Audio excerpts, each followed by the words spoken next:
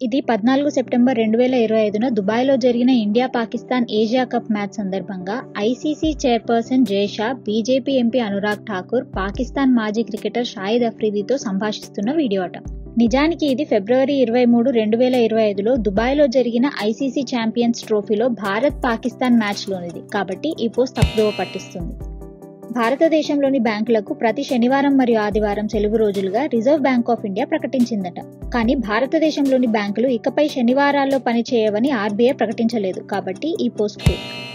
September 2025లో Nepali యువత తీవ్ర నిరసనలు వ్యక్తం చేసిన సందర్భంలో ఈ వీడియో నేపాల్లో జరిగిన ఒక ర్యాలీలో భారత ప్రధానమంత్రి నరేంద్ర మోదీ ఉన్న బ్యానర్ను ప్రజలు తీసుకెళ్లడాన్ని చూపిస్తుందట.